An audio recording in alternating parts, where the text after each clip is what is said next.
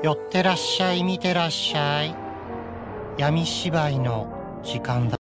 Olá, samurais e geishas do meu canal do YouTube, beleza? Como é que vocês estão? Vocês estão de boas? Vocês estão tranquilos?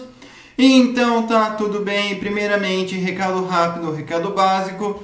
Segue lá no Insta, eu faço votação para ver qual vídeo vocês querem. E entre Malásia e Indonésia, Malásia ganhou. Segundo recado, curte a página do canal no Face, eu faço postagens diárias, curiosidades rápidas, coisas que não dá pra ficar postando aqui no canal toda hora. E por último, mas não menos importante, eu vou deixar tanto no card quanto na descrição outros conflitos aí envolvendo a Malásia, beleza? E não só a Malásia, mas também, né, como comunistas ali na região de Bornéu, Indonésia, Sarawak, Brunei, beleza?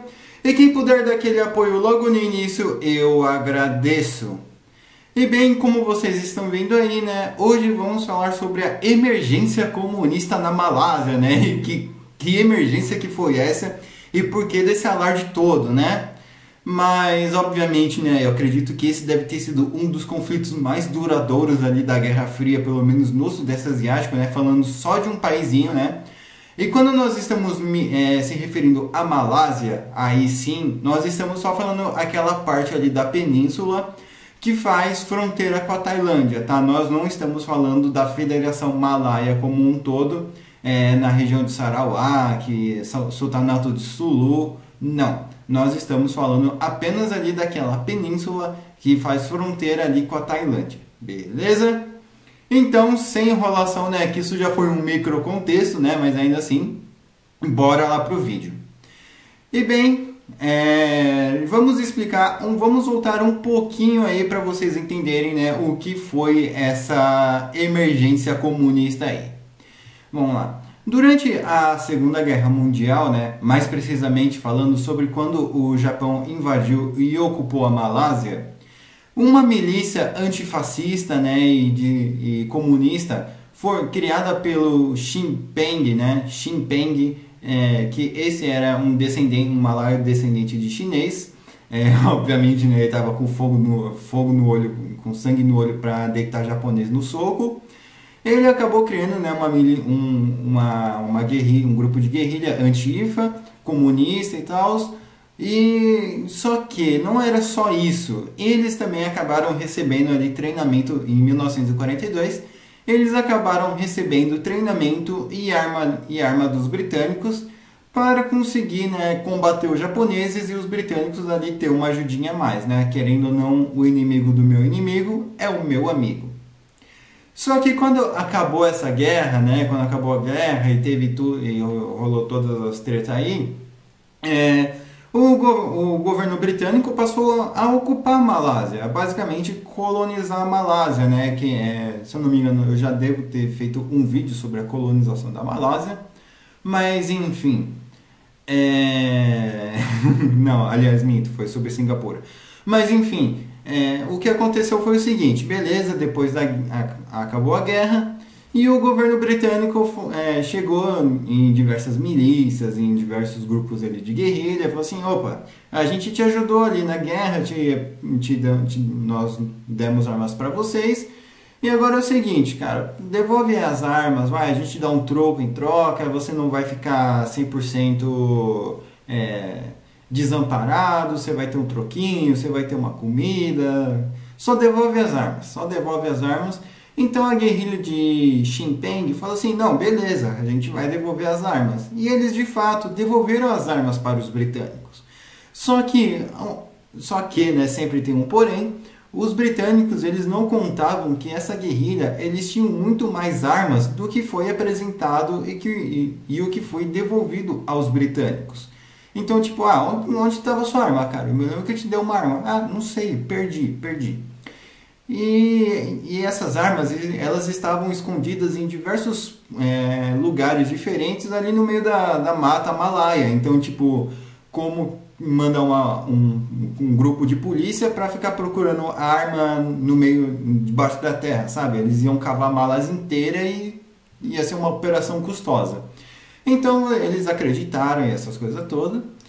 E de 1900 e a partir de 1946, né, até 1949, começou a rolar diversos protestos ali contra os britânicos para eles deixarem a Malásia e para eles vazarem dali, enfim. E com isso, né, o Sinn Féin ele estava ali liderando uma ala ali dos protestos, né, mais precisamente, né, a ala da esquerda. E, obviamente, né, eles estavam sendo um pouquinho mais, dando um pouquinho mais de tumulto. E conforme, né, eles fossem fazendo protesto, a polícia anglo-malaia, né, que não existiam só britânicos na polícia, a polícia anglo-malaia estava reprimindo. Então, quanto mais eles reprimiam, mais eles protestavam com mais força, a polícia voltava com mais força. Enfim, vocês já devem estar imaginando ali a pancadaria, né? Só que, conforme, né, a polícia fosse exercendo mais força ali para conter os protestos, para conter as greves, as pessoas, os civis, né, eles acabaram simpatizando muito mais com os comunistas do que com a polícia, né? Então, muitos desses manifestantes começaram a passar ali para o lado dos comunistas, ou então até para um lado mais de esquerda, né, não necessariamente comunista. Então, o governo britânico ele começou a caçar, né, a já colocar os cabeças ali do partido já ali tipo como uma mira, sabe? Tipo, você viu um manifestante beleza, mas desce a borrachada na visão da polícia. Mas se você viu algum cabeça ali do partido, desce a borrachada com o dobro de força. E obviamente, né, o Sinn Féin, né, e os cabeças ali do Partido Comunista souberam disso e eles ali se esconderam no meio da mata, no meio da selva e até mesmo em algumas fazendas eles dispersaram para lá, não ficaram todos juntos. E com isso, né, eles começaram a trocar uma ideia entre si de começar uma guerra de guerrilha com os britânicos, né, e atacar primeiro tendo um elemento surpresa. Só que isso deu errado. O porquê deu errado? Porque no dia 16 de junho de 1948 aconteceu um incidente aí que mudaria toda a história, que a partir desse dia que foi declarado a emergência comunista na Malásia. E o que foi isso? Bem, isso aconteceu quando 3 fazendeiros britânicos acabaram, né, sendo empacotados ali por alguns comunistas sino-malaios. Então a polícia voltou atrás desses comunistas sino-malaios e empacotou esses caras. Então, tipo, que eram ao todo 9 pessoas. E a partir desse momento, né, a polícia britânica começou a ir nessas fazendas, né, e começou a interrogar esses fazendeiros, principalmente os de etnia chinesa. E vocês devem estar pensando, não, eles só devem estar perguntando o que aconteceu, se eles viram um movimento estranho. De acordo com documentos, registros e fotos, esses interrogatórios eram um tanto quanto violentos, ainda mais se esses fazendeiros fossem de fato colaboradores ou até mesmo apenas simpatizantes de esquerda. Então, esses interrogatórios, essas coisas aí para acabar chamando, para tentar buscar informação, não era de uma maneira normal, ou então de uma maneira mais tranquila, ou então menos truculenta. Só que, lembra que eu falei que o Sinn Féin ele tinha planos ali de atacar os britânicos de um modo surpresa? Pois é. Por causa desse incidente, as coisas não foram como o planejado e, né, deu tudo errado porque os britânicos já começaram a partir para cima ali dos comunistas, né? Quando eu digo britânicos, escuta-se, né, malaios e britânicos, né? Polícia malaia e britânicos. E já no dia 1 de fevereiro de 1949, né, os comunistas, então, eles até que de fato conseguem algumas coisas, alguns ganhos significativos, né? Eles estavam atacando, né, os postos de borracha ali, né, dos britânicos, as minas de estanho, eles estavam ali atacando os britânicos onde, né, eram pontos importantes de acesso de uma fazenda para outra, de um colaborador para o outro. E com isso, né, eles passaram a ocupar, né, e até mesmo frear a economia, né, britânica. Afinal, os britânicos precisavam ali daqueles recursos para transformar em dinheiro, para vender, enfim. Só que, obviamente, não para investir na Malásia, e sim, né, para investir na própria Inglaterra. E foi esse momento em que os comunistas quase viraram o jogo. O porquê? Porque eles começaram, né, a basicamente dar uma surra ali nos policiais anglo-malaios, né, e os fazendeiros pensando, poxa, esses fazendeiros, né, que, ressaltando, a maioria deles eram descendentes de chineses, né, então, além da polícia britânica dar um sacode neles, a polícia malaia ia lá e fazia a mesma coisa porque não consideravam esses caras malaios por eles serem descendentes de chineses. Então, esses fazendeiros, que ao todo eram 3 milhões e 500 mil por aí, começaram a aderir essa causa, aderir o Sinn Féin, né, justamente pelo fato de que, tipo assim, mano, esses caras estão salvando a gente, eles estão batendo em quem oprime a gente. E, obviamente, né, o Sinn Féin viu nisso uma oportunidade e eles começaram ali com a propaganda marxista-leninista, tanto na base do papel e até mesmo em recrutamento. E pancadaria vai, pancadaria vem. No dia 6 de outubro de 1951, pois essa treta é longa, os comunistas eles acabam empacotando, né, um alto comissário britânico chamado Henry Curry. E, cara, aí eles mexeram no vespeiro, porque a polícia, né, a polícia anglo-malaia começou a intensificar ali, né, as buscas pelos comunistas e pelos guerrilheiros, enfim. Só que eles estavam indo nessas fazendas e como é que eles estavam fazendo ali para interrogar esses colaboradores ou então até mesmo fazendeiros que nada tinha a ver com esse conflito? Simples, você tem uma casa de madeira e eles têm fogo. Então você já deve imaginar, né?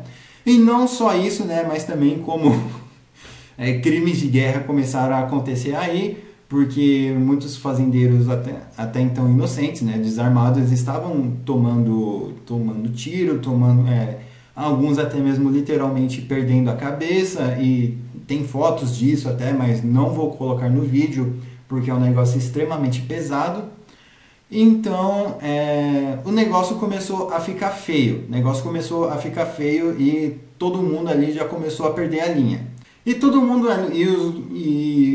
e os britânicos, né, vendo ali que os caras já estavam começando a perder a linha, eles mudaram o general e chamaram o general Harold Briggs. E esse cara, ele começou a mudar toda a estratégia que estava sendo usada. Em vez da violência, ele passou a usar a inteligência. Ele começou a descobrir as rotas, né, desses guerrilheiros, de onde vinham a comida dos fazendeiros. Então ele só simplesmente chegava ali nessas rotas ali, né, apenas de comida, mandava um soldadinho ou outro ali vigiar. Quando o guerrilheiro vinha com a comida, eles pegavam, davam um sacode, né, talvez até mesmo chegavam a empacotar, pegavam essa comida e levavam para os fazendeiros como se fosse um presente dos britânicos, mesmo sabendo que eles eram colaboradores. Então, né, o Briggs, não o Guilherme Briggs, o Harold Briggs, eu não pude perder essa piada. O Briggs, ele começou então, né, a trocar ideia, a trocar informação, e falou assim, olha, você quer comida, a gente te dá comida, não confia nesses caras, tá vendo? Eles não vieram com comida pro seu lado, mas a gente está te trazendo comida. Então as coisas começaram a ficar um tanto quanto mais calmas, né, bem entre aspas. E também não só isso, mas também como esse general, ele mandou reconstruir algumas vilas, ele mandou reconstruir algumas fazendas com algumas melhorias, só que obviamente eram em lugares onde os britânicos tinham território, não era tipo no mesmo lugar onde qualquer guerrilheiro ali poderia chegar ali e voltar a convencer os fazendeiros. Então, né, o Briggs, ele deu novas fazendas, ele deu novos lugares, mas obviamente, né, ressaltando só aonde os britânicos tinham controle e tinham total de segurança que ali não passaria nenhum guerrilheiro. E conforme, né, os britânicos começaram a passar a vigiar essas fazendas, eles acabaram de certa forma ali diminuindo seus esforços. Então eles começaram a chamar outros países, né, ainda assim de suas colônias, como o Quênia, Rodésia e até mesmo o Nepal, né, os Gurkhas, né, que apesar de não fazer parte ali da Inglaterra, eles são né, bem chegados ali. Então esses daí começaram a buscar os guerrilheiros ali no meio da mata e obviamente aconteceu novos crimes de guerra, por incrível que pareça, né, mas tanto os africanos quanto principalmente os do Quênia começaram a usar da força bruta ali contra os guerrilheiros para saber informação, né? O tamanho daqueles caras com o tamanho de um asiático, né? Tipo, não querendo generalizar aqui, né? Mas a gente sabe que existe sim um diferencial de força e o tamanho também intimida. Então, obviamente, as coisas começaram ali a voltar ali, pender para o jogo dos britânicos. Só que os nepaleses e os africanos começaram a ver que esses caras eles eram totalmente desorganizados. Eles não tinham uma comunicação direito, eles não agiam todos juntos, a maioria acabava agindo no impulso, não tinham muito treinamento, mas esses guerrilheiros tinham uma vantagem. E qual era essa vantagem? Eles eram guerrilheiros. Ou seja, eles não tinham uniforme, não representavam uma instituição e não tinham bandeira, a não ser, lógico, a do comunismo. Então, muitos ali acabaram se disfarçando ali com fazendeiros e se infiltrando ali. E em 1955, né, o governo britânico ele oferece uma anistia. Ele oferece uma anistia em tempo de negociação. E um dos acordos ali dessa anistia era que para o guerrilheiro que se rendesse e entregasse suas armas sem resistência, este mesmo guerrilheiro não seria processado nem iria para tribunal. Então isso obviamente, né, abalou a moral ali da guerrilha dos comunistas e muitos deles acabaram se rendendo. Já vou dar um adianto aí, 2.000 de uma vez já se renderam e isso facilitou bastante ali para o governo britânico. E não só isso, mas também como Sinn Féin, ele deu uma cessada e foi negociar com os britânicos. E ele negociou que ele gostaria de sair da Malásia em segurança. Então ele saiu da Malásia, foi para a Tailândia, obviamente acompanhado de policiais. E dali da Tailândia ele voou direto ali para Pequim. Pois é. E o governo britânico, vendo que essa anistia já não estava mais surtindo efeito, em 1956 eles cancelaram toda essa anistia e exigiram uma rendição total dos guerrilheiros.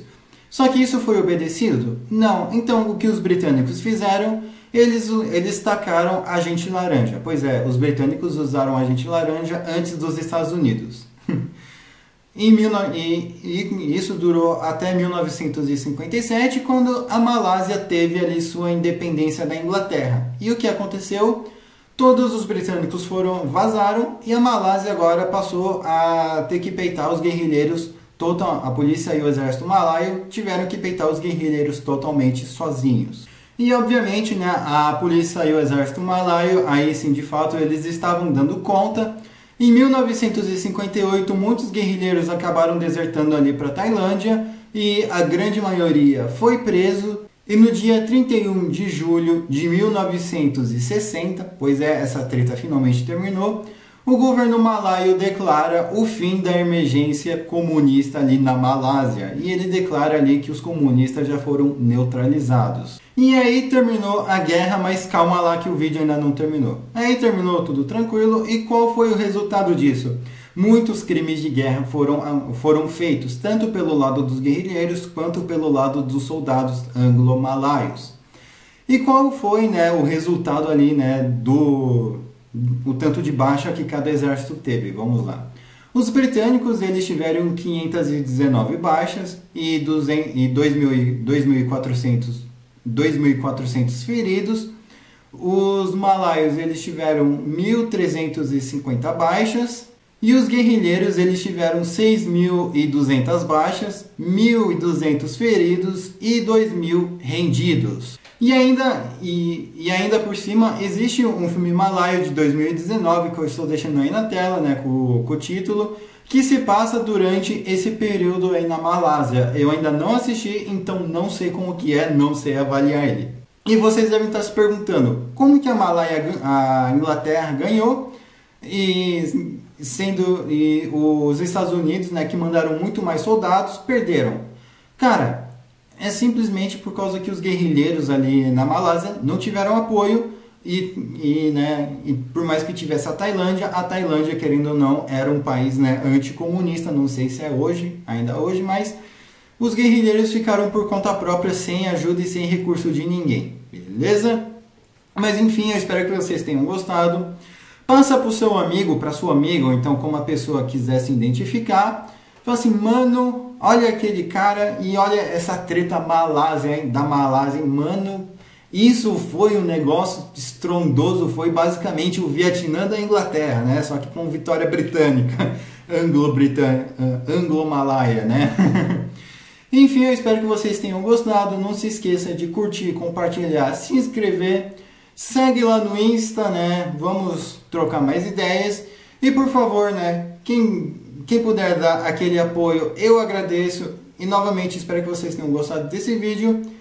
Não se esqueça de ver os outros ali do card de descrição, dá o apoio. Falou e fui!